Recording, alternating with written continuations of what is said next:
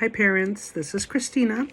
I want to talk to you a little bit about some behavior management strategies and some emotional regulation for your kids as we go through this very interesting time.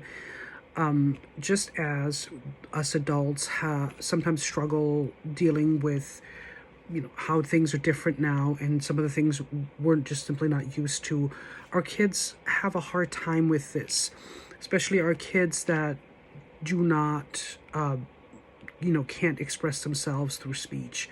They can't tell us if they're struggling and how come I can't go to school, how come things are different. I can't see my teachers, I can't see my friends at school. Everything is different and I don't know what to do with that. So you might see some behavior that you've not really noticed before. And some of the strategies that we use in the classroom might be helpful. Number one, allow for frequent breaks, especially when they're little and when they're, when they're having a rough time. It is very hard to understand what's being asked of you when you're agitated, when you're sad, and you just don't quite understand what's going on. So it's okay to give them a break and to just maybe ask them to do something, and then let's say it's not working for you. Give them a few minutes, let them kind of settle down, and then maybe try it again or try something different if that doesn't work. Generally, we find that our kids really like working towards something. They like having a reward system that generally works well with our students, whether it's maybe star stickers, those types of things, or as some of our older kids have what we call a token economy, which looks a little bit like this. This is something I'm working on preparing for our students.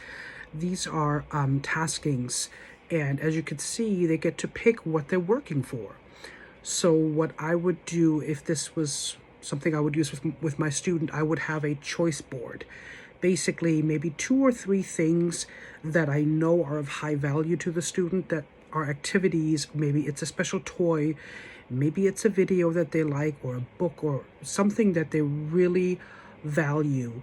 And then we're going to do 5 different things. Now, these 5 things can be a very short duration. It doesn't need to be 10, 20 minutes at a time. That would be overwhelming, probably even for the older kids. But 5 separate little things. It could be, let's go ahead and in the classroom, we're gonna put our things away, we're gonna go to PE, we're gonna come back and we're gonna check in for the day. Those types of small steps, because in the end I do want the child to be able to get a reward. And then I can reset it once we've gotten to 5. Yay, we're going to celebrate. We have a reward. Let's take the numbers, let's take everything back, and we're going to start again. And maybe there'll be a different reward. So throughout the day, you can break that up. You can give your child, a goal to work for, and them knowing that if we do these activities, something good will happen over here. That's a really, really good tip for you. Also, when you have some kids really like moving their hands a lot, you could see I tend to do that too. So we have fidget items. It could be something to squeeze. It could be maybe they like to hold a stuffed animal. Maybe they like to hold a blanket. Those kinds of things are great to pull out if you can tell that your kid is getting a little squirrely. They're having a rough time. They're hitting their breaking point. It's okay to say, let's take a little break, get out the special item, let them play for a little bit, let them get that energy out. And you'll know when they're calming again, when it's time to go ahead and transition back to your activity. Also, what works, as you can see that your child is getting upset, is really struggling. This is something I've created for our students, and this is fairly generic. It just says, when I'm upset, here are some choices. And I call this coping skills. This is talking about emotional regulation. So here are some choices that I've decided and that I've talked to the student about that are appropriate. When we get angry, and we all get angry, here are some things that are okay to do. It's not okay to hit anything or anyone.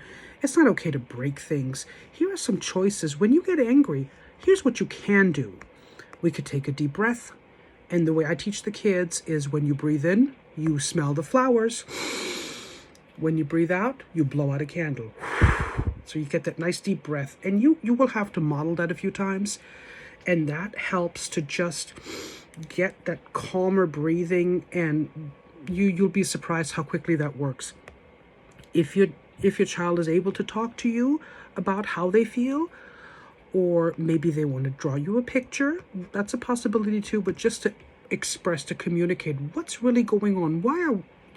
What's making you upset? Sometimes it's just to get up, take a walk.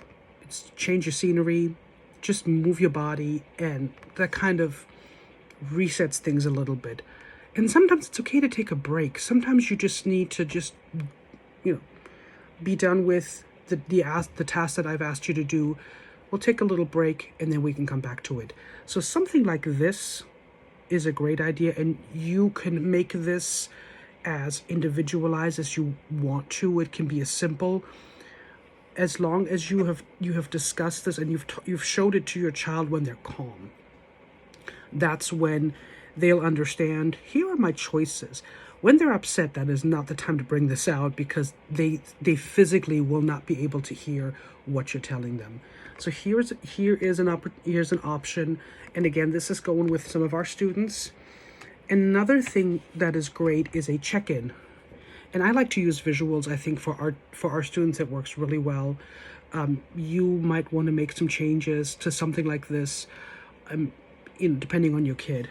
And it's basically just your emotions. How do you feel today?